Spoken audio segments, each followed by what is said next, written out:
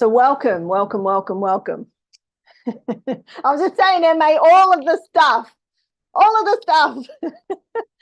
So Cynthia Harrison from Rhombus Healing Arts, Holistic Mystic, and Spirit Whisperers. Some of you know me from Spirit Whisperer series. Oh, have a breath, eh? What an awesome day. You had an awesome day? Have you had a good day? Well, what's good? Have you had a interesting, if you had a productive day? What makes a day good?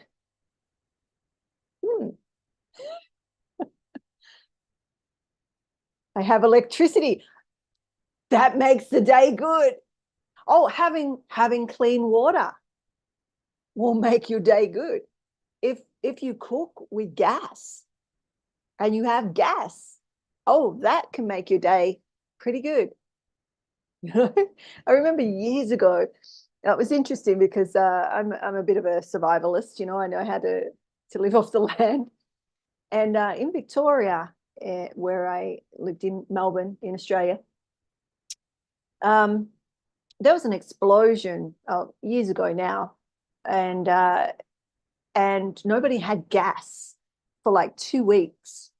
Couldn't cook, couldn't have hot water, all of that, and didn't affect me at all. Right.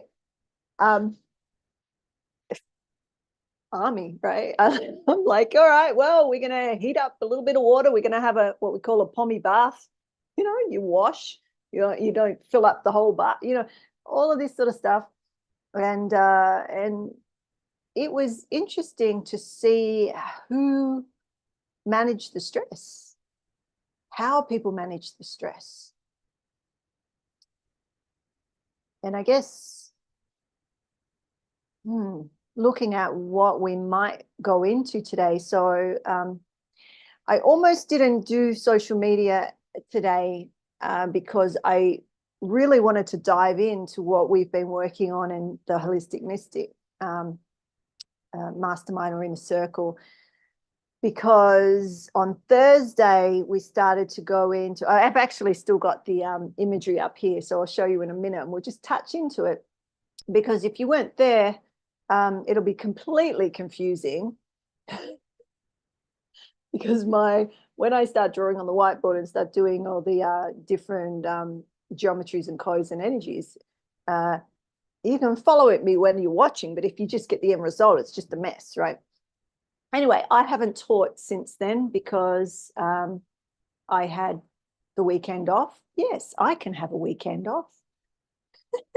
Yes, I can. I actually painted. Can you see the difference? You see my painting? Those of you that have been watching it emerge, it's still not finished.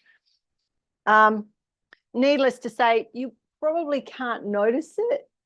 So I know what you will notice, the white, the crowns, or the white, probably. But I spent hours on her face. Hours. So if you know how I paint, it's literally, there's more water than paint. I worked with the mother, like, so really it's around having no control and allowing the information to come up from that. And I can remember saying about this, these are metallics. This is copper, and there's some silver and there's gold in here. But it's interesting because of the chemical reactions, the alchemy that happen. And you get all this black because there's no black on this painting. There's no black on this painting that I've put on there myself, right? The black that's come up is from the chemical or the minerals in the particular, see all here, it's gone black because of the golds and the silvers and whatnot. Anyway, there's all this alchemy happening. And I was looking at this, and the whole process is, gaining information and being shown and guided in certain ways, right? The portal is the canvas. and the inquiry into things. So this is a teaching painting on multiple levels, because if you were in Psi, you definitely know, because this is the painting from the first Psi experience, which is a 10-month program, which we're coming into the end of, right, in April.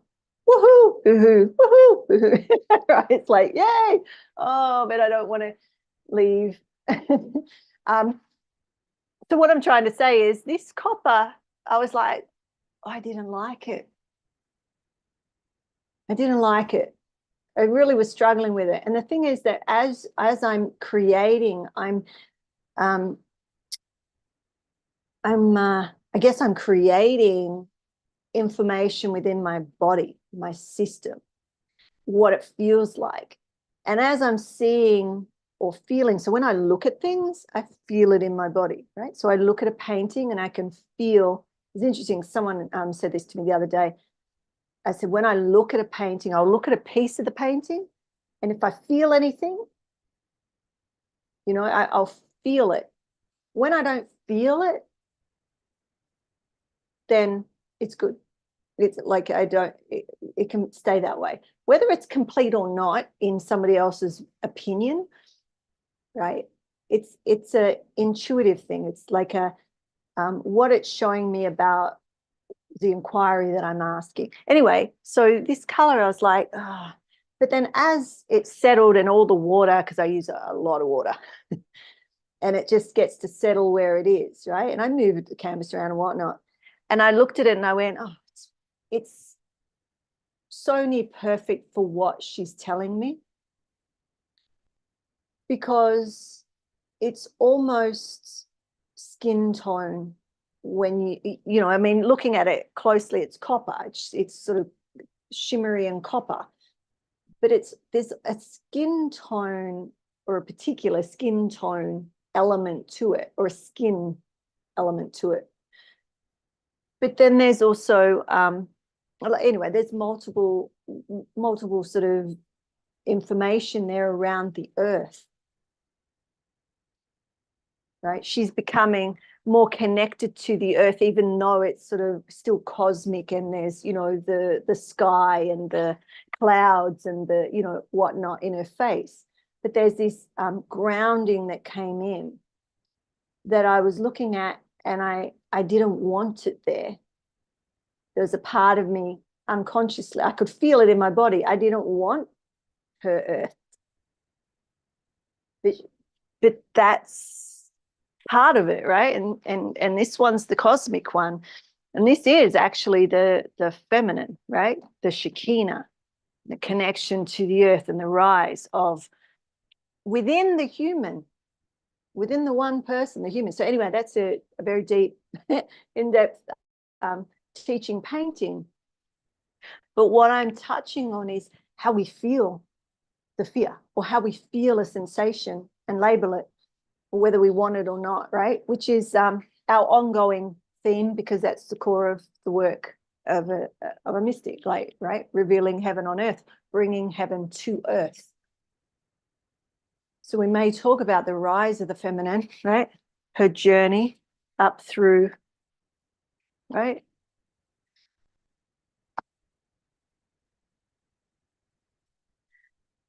But is there an up or down? Is there a right or left? Is there a forward, back? Is there a top and bottom?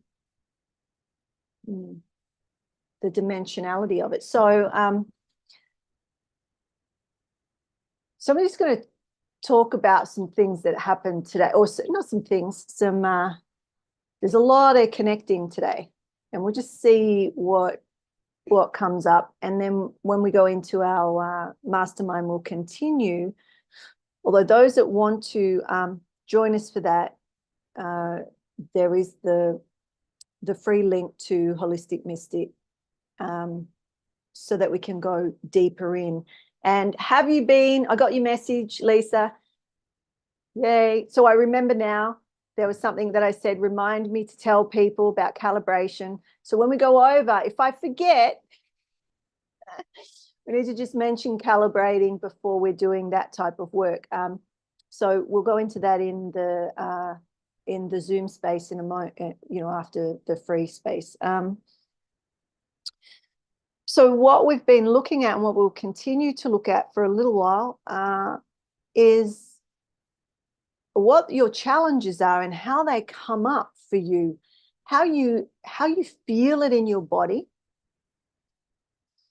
how you see it in the field, how things can loop. Who's seeing any looping? Like, I'll give you an example. So I have, all right. So this morning, I had on my to-do list, what's on my to-do list is the things I don't want to do, which is usually, real life stuff.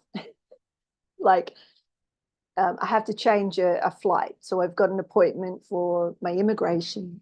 Woohoo, right? And I'm going to get there right on time. So I'm like, all right. Well, I'm probably going to be late because if the plane's 10 minutes late, I'm late. And then that's that. So anyway, trying to change the flight, which is fine. I don't have to pay for it or anything. Just need to change the flight to an earlier flight. And there's a bunch there. Do you think that I could get in touch with the customer service people?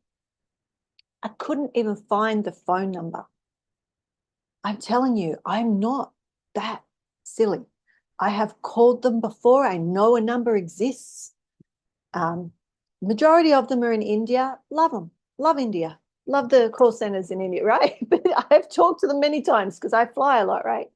Through this particular company.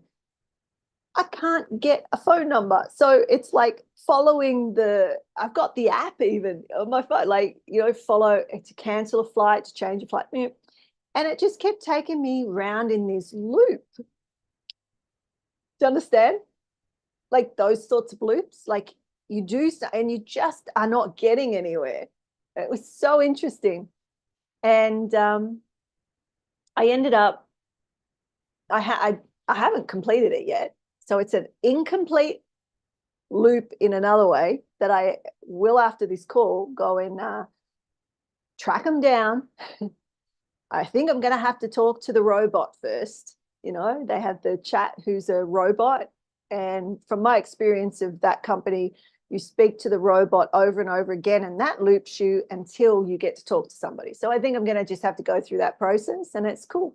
But when I stopped in that loop, I looked at my phone, and my I call her my BFF, my best friend forever. But I haven't really spoken to her for a long time. I don't spend a lot of time chit-chatting. Oh, no, really? I do here. I used to, but so I saw that she'd messaged me and said, was I free to chat? So you know what I said? Yes. I said yes. So we spent quite a while chatting about all different stuff because I haven't spoken to her for ages. Like, you see people on Facebook and all that sort of stuff. But we haven't had a good chat. Now, this is the woman. This is why she's my BFF. She's my sister, because I've traveled so many countries with this woman. She's a shaman, right? And I'm a mystic. And we would do amazing things together. And we were reflecting and remembering on the phenomena. And it's so interesting because even the phenomena that happens here in Hawaii, which I was reminded of, Eric came home early today, and he's actually working on a post, right? So I'll put it out as well, about revealing heaven on earth, unconditional love, and the potential for that right now in this time, right at this moment, today. So everything that we've talked about, and as far back as I can remember, when I first started teaching about conscious evolution back in, like, I don't know, 2015, formally started teaching online about conscious evolution and awakening ascension and all that, to today, like when we saw the phenomena of the volcanoes, and so I feel like I need to post that phenomena again, because it's all to do with the revelation of heaven on earth. He says heaven on earth. I say bringing heaven to earth, right? it's the amalgamation. It's literally this painting. You look behind it into the mystical understanding of all the code in this painting, right? And all my other paintings too, really. So where was I going with that? All this phenomena, and my friend said, do you remember when there was that snowstorm because we would go to sacred sites. We didn't just go somewhere for a holiday. I don't think I've ever done, I can't remember, maybe there is somewhere I went once unconsciously on a holiday or whatever. Everywhere I go is as a mystic to work with the land and the energies of those spaces, right? As a gatekeeper, right? So we went to Mount Shasta and they saying we couldn't go up because there was, like, we got there, it was fine, and there was this snowstorm. I turned up to her place another time, there was a tsunami. Like, we went the next day, so there were that's an awesome story. I've written about it a little bit, but I need to start telling my stories again. But that was the night that there was a scientist, because I've been looking for somebody to prove I had a brain, as my grandfather would say, right? And do some more testing on my brainwaves and whatnot in relation to mystical experiences and that sort of stuff. Anyway, so a friend of mine who it's like talking to people all over the world and them connecting their friend and their friend. So I talked to somebody from Melbourne who linked me with a friend who's in Costa Rica, who linked me with her friend who was Russian. And I spoke to the lady in Russia who was coming to California, and my best friend lives in California. So I said, when will you be in California? Because she had the link to the neurosurgeon that basically studied mystics and medicine men and women. That's what he did. He's passed on now. But, you know, maybe I should put his link in so you can go and look at his work. He generally studied psychedelics, people on psychedelics, so mystics and whatnot on psychedelics. I don't take substances, right? So I wanted to see, when I shift into my states, that correlation, and I was correct. So what my hypothesis was very similar to what he was seeing in how my brain works, that I don't need those chemicals or those plant sacraments to get the same state. And I don't believe anybody does. We just don't know how, right? So what I teach you is the how. I teach you the mystic path. So you can go on that short path and go and have an experience, no judgment. But then how do you get the next one and the next one? It's like, it can be for some people that loop. It's like you're not really getting anywhere. You're having great experiences, but you're not really getting anywhere. Or I would say, you know, bouncing on the trampoline to see over the fence, and you get glimpses of what's over there, but you have to come back down. Do you see what I mean? Or looking through the window, whereas I walk in the door of the house. So you can get a glimpse through the window of what's inside the house, but I have the key and the access to the front door and can enter and exit whenever I like. Do you see those sorts of things? So anyway, when I was back to my other story, is that the day that, or the evening that this neuroscientist was bringing all his stuff to the house, because he was, you know, he had a couple of computers and the heads, you know, the headsets and stuff. And there was this tsunami, and it took out the roads, it took out electricity, it took out everything. I don't know how we made it to the house, because there was electrical lines, everything. And there we were, me and my friend in candlelight, thinking this isn't going to happen. And he turned up. He turned up at the door, and he had his computers and they were charged. So we did this testing by candlelight. I documented it. It's hilarious. But of course, do you see what I'm saying? It's like there's this constant phenomena. Like everywhere we went, the weather conditions, things shifted and changed. And so when the phenomena started to happen, when I got to Hawaii, I was like, well, of course. And what we were working towards was that revelation of heaven on earth. So the awakening of humanity to, well, not even to their potential, just that's what happens. And so all of that phenomena shows you or shows us. Now, coming around, and I'm just going to keep an eye on the time. I'm going to go another 10 minutes here, and then we're going to go over.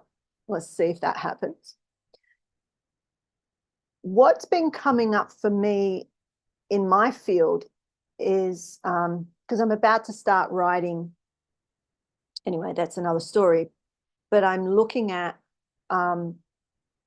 this, like what particular point of the work that I do to research, right?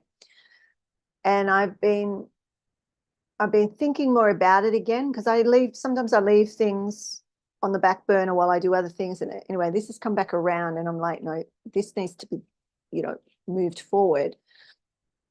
And yesterday or last night, I was like, this saying or this point out of the scripture of seek first the kingdom of heaven, right? Now, you can say that in many ways. And the reason that came around is because I was talking about belief, why we heal and why we don't. So this connects to what we were talking about in the private classes, right? The work that you've been doing, or some of you have been doing if you're in the mastermind. We've been learning how, or you're learning how to heal thyself.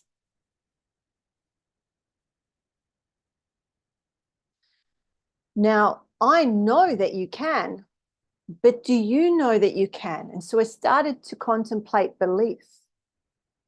And then I get into conversation with people, or not debates, but yeah, conversations, sometimes like passionate conversations around why we have experienced, say, like the phenomena, right? You see this awesome phenomena, or you hear about someone's miracle cure or miracle manifestation, or you have that for yourself.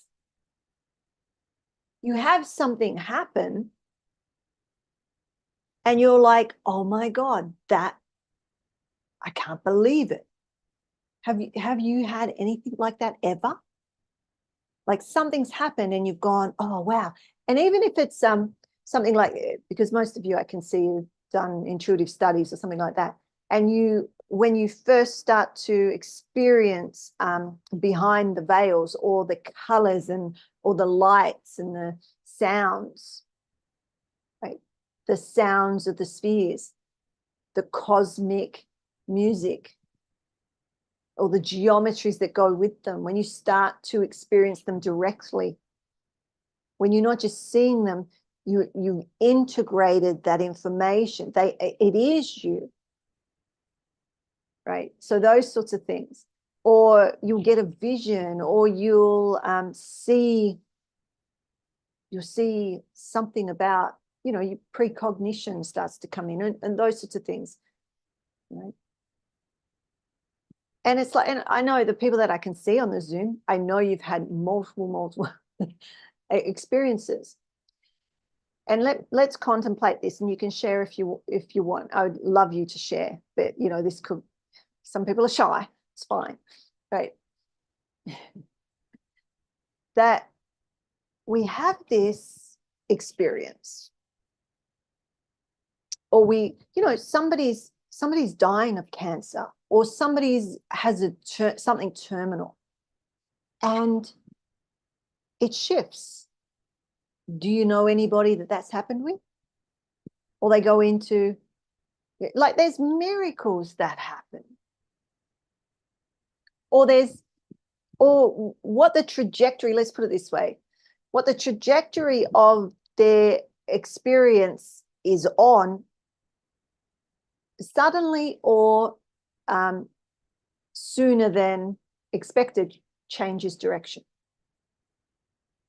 Some may call it a miracle, or it could just be, oh, that was the path to create all this fear and for something else to grow from that. Now, let me come back around to my point, this belief. So when you have an experience or you see something miraculous or you have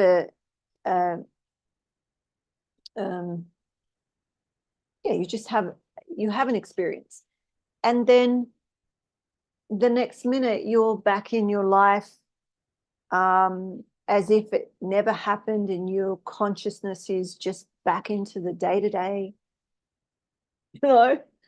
whatever your day-to-day is.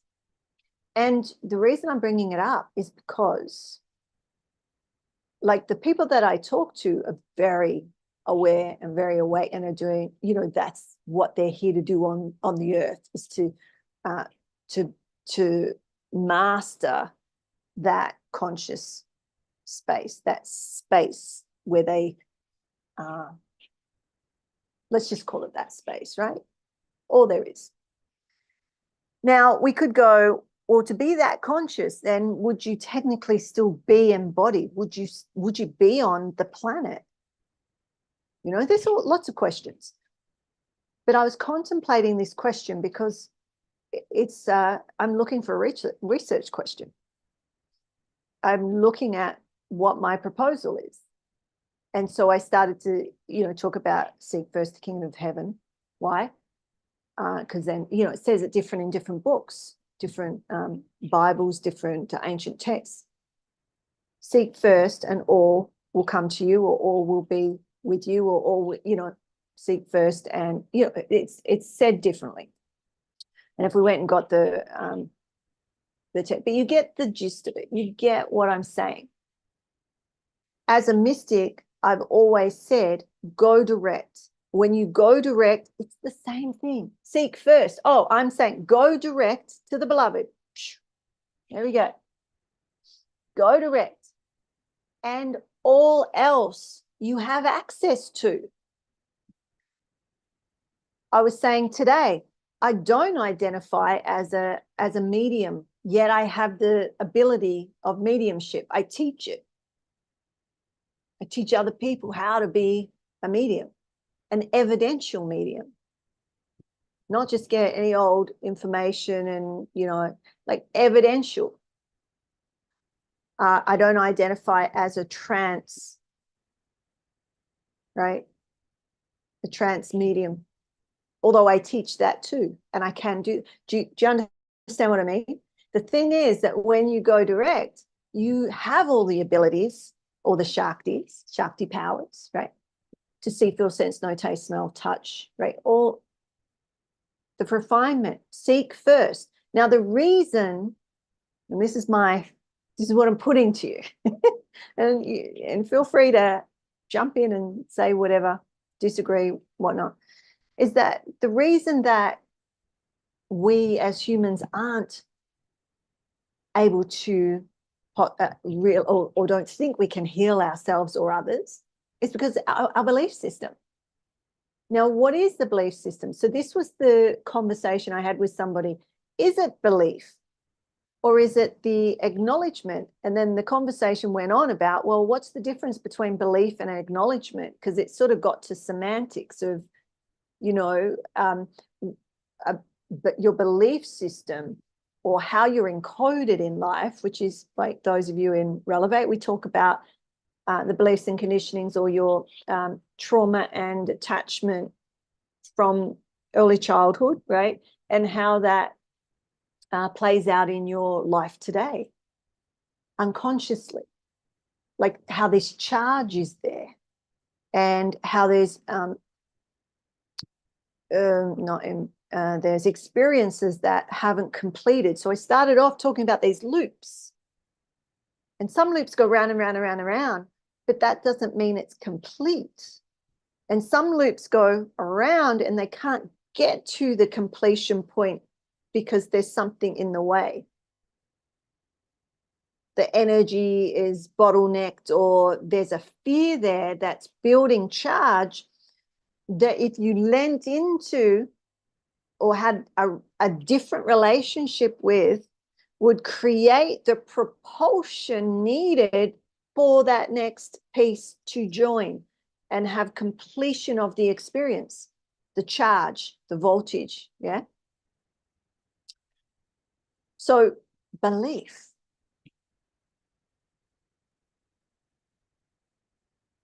Belief is different to knowing.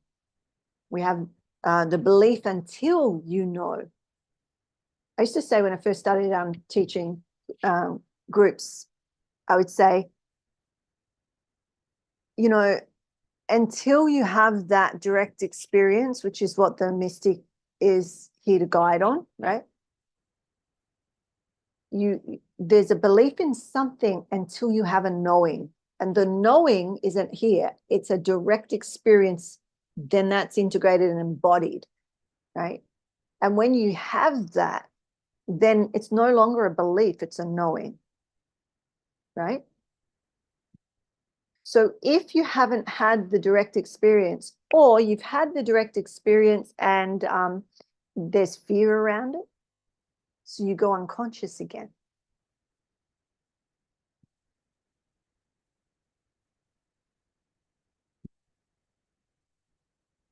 Can you hear that? No? Okay. It's a frequency shift.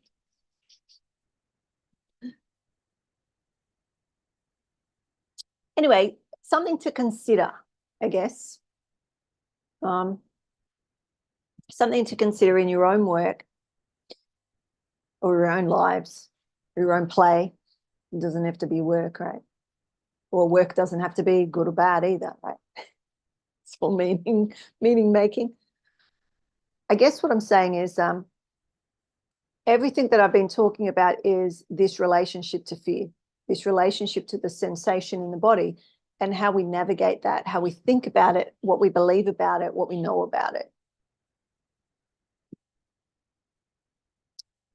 And, you know, how contemplating for yourself your own amnesia in life. So my spiritual name is Simran Ishnan, right? Simran Ishnan Kaur. And the Sai experience, SI, right? Simran Ishnan experience is what the Sai experience is. But Simran means remembrance. It's such the remembrance, not of stuff, the remembrance of God. The name means the clearing of karma, the washing away, the clearing, the moving, the right of karma for the remembrance of God. That's my spiritual name.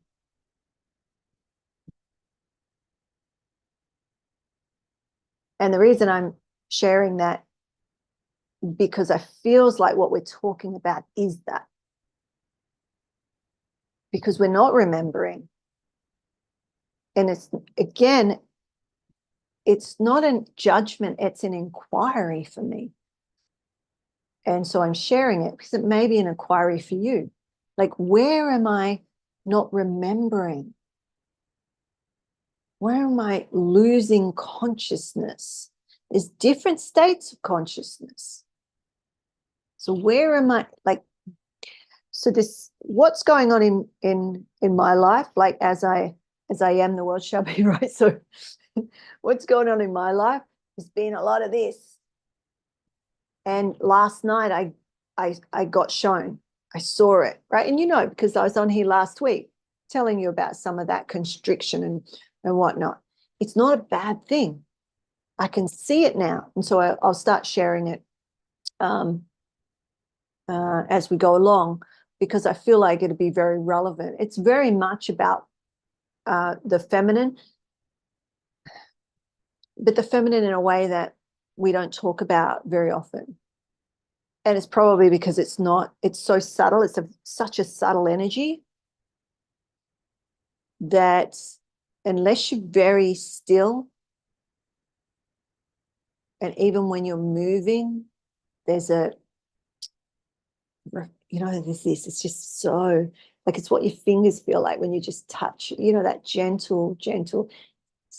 I've talked to 2 people today, and I still don't have the full vocabulary of it, because it's a very personal experience right now. So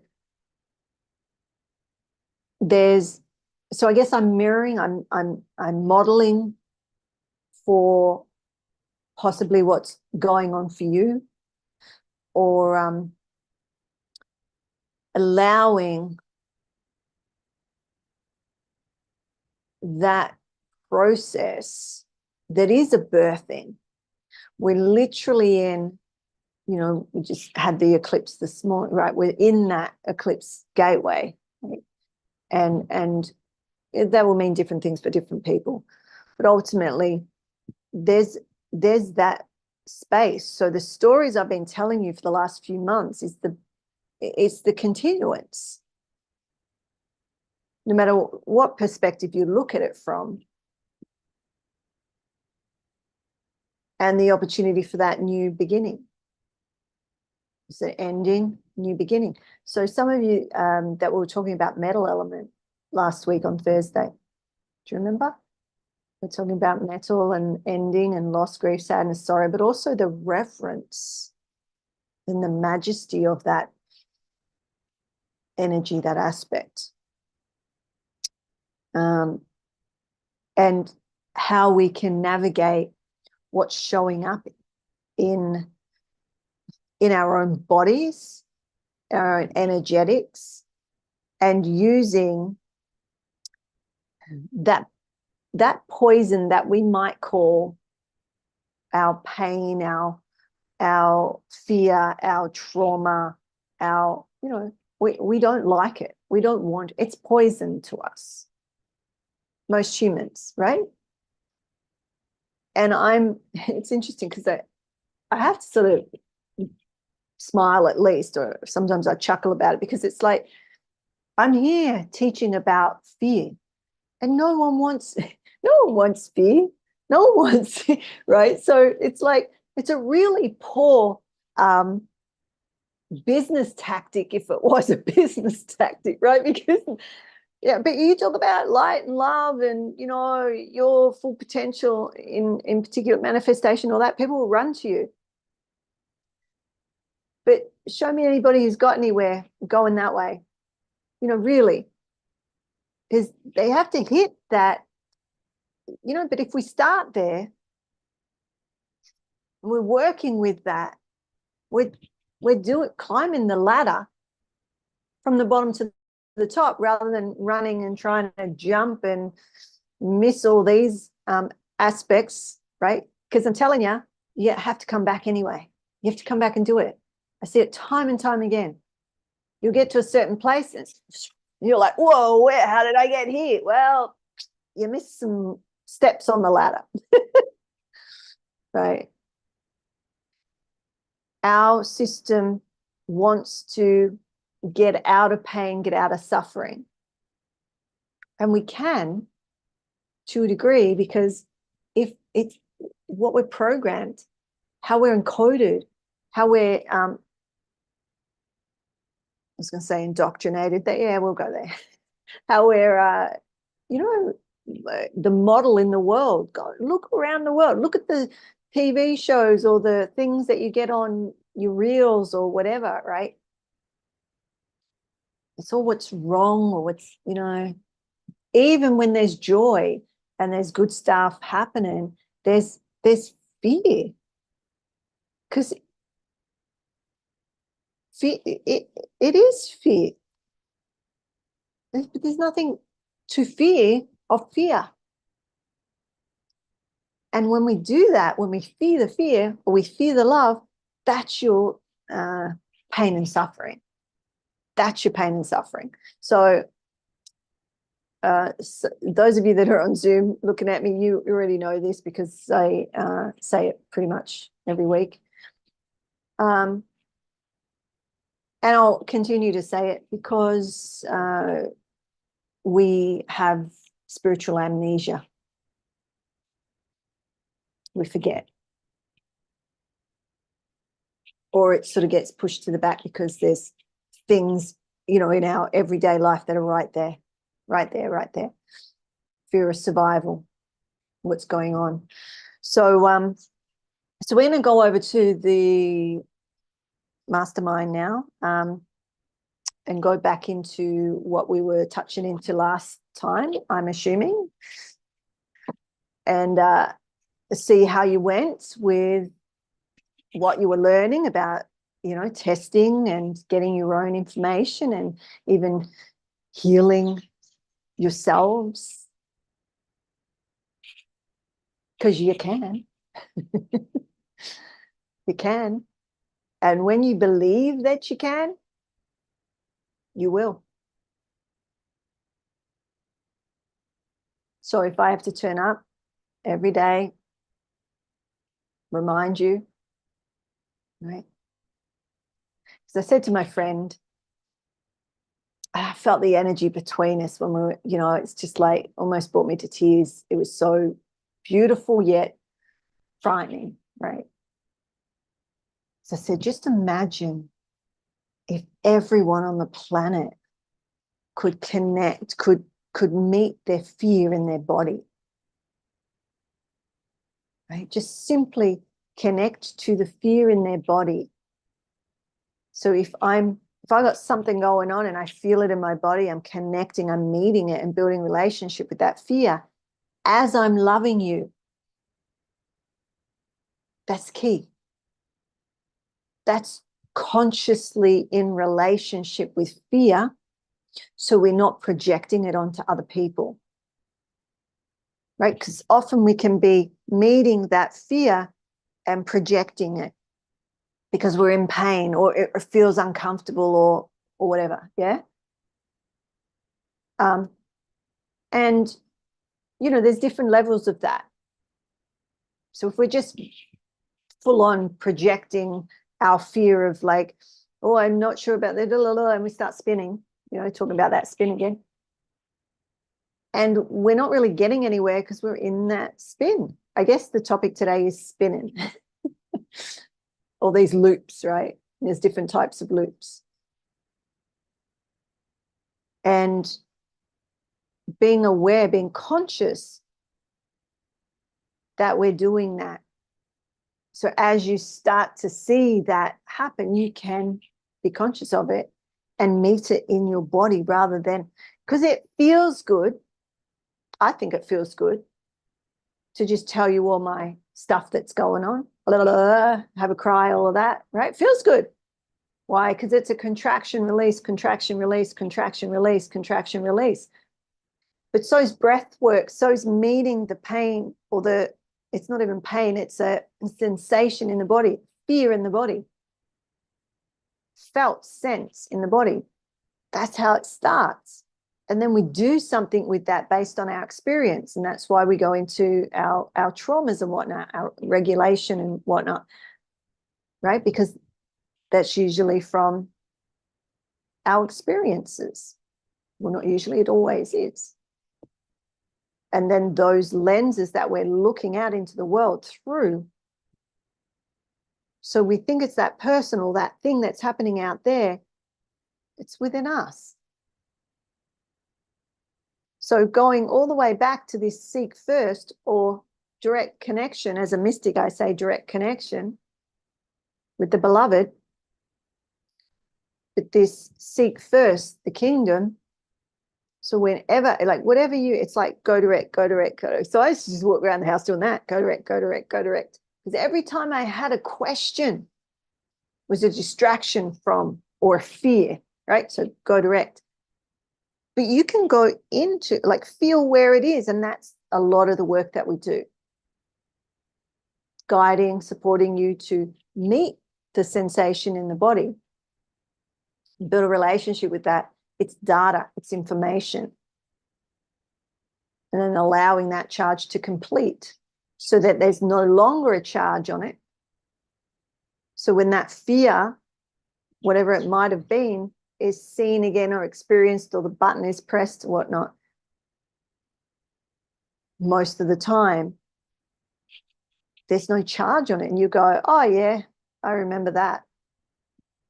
Like the driving. Remember I used to talk about driving and I'd be petrified and I feel like I'm going to pass out. Do you remember those stories? It was only a few months ago. By the third time that I got in the car, so the first and second time, I had to consciously breathe because I was going up the mountain. Like it's not just normal roads, like it's windy around these mountains. And I feel like I'm going to pass out. I start getting dizzy and stuff like that. So it's like the amount of, do you see what I mean? So then there could be the fear of passing out and then going off the side of the cliff. But then it's like meeting that pain, meeting that fear. And when I meet it, the next time it's not as bad, and then it's gone. I had it twice. By the third time, I was good. I was driving. Do you see what I'm saying? But if I allowed that fear to spin, that would be the fear of fear, and I would not be driving. The fear would be too much. So whatever the fears, there'd be multiple fears there, possibly, right? So I don't know, I've talked about a lot of things. We're going to shift over now. Contemplate, just contemplate. There's no real answers, to everything there. It's just contemplations to start considering. And if you have questions, write to me and I can answer them through the week. And we can come on and have a conversation. But this thing about belief and knowing, if you have a knowing, or if it's a belief in yourself or in others or in this information or in teachings or in what, like why, if we know, which we do, that human beings can heal themselves, copious amounts of research, and I've done a lot of it myself, like scientific research. I have a research background, right?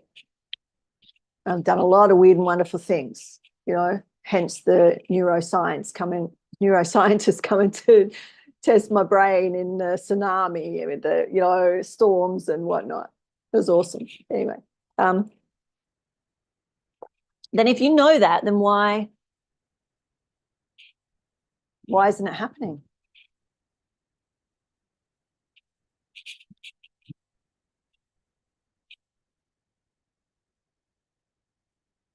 And I guess at the moment, that's what I'm looking at. That's what I want to research more, because I'm looking at belief, but I'm also looking at the amnesia of it, like the forgetfulness or the drop. We say the rise and the drop, right? So when you're in those states of ananda, or you have a meditation, or you do yoga, or you do breath work, or you do some painting, or you're even sitting on these calls sometimes, and you start to feel like, oh yeah, you sit back, right? And then, within half an hour or something, you've come down, right? You can't, there's no holding of, there's a forgetfulness. You're not holding that. Your container, whatever reason, and I see it as it's around being able to receive fully. Right? Receiving is a very feminine energy, which is which is really what I'm talking about, but we'll maybe go into that a bit more tomorrow. But and what that looks like, and it's the aspect of the feminine energy that's not really spoken about very much. We talk about this power,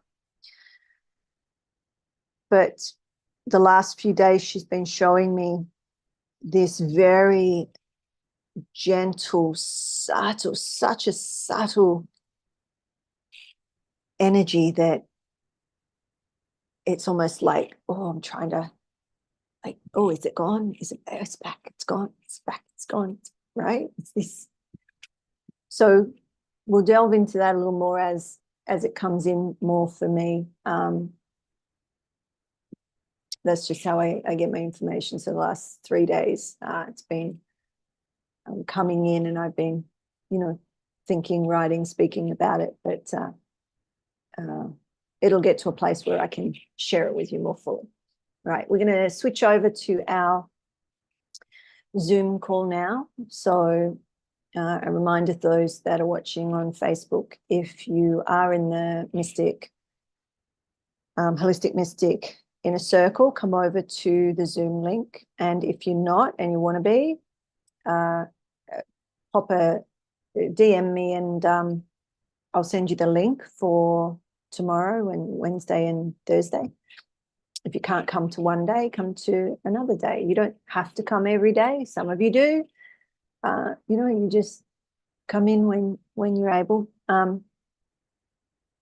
So yeah, we will shift over now. So until tomorrow, we'll be back at 9 a.m. Hawaiian Standard Time tomorrow morning. And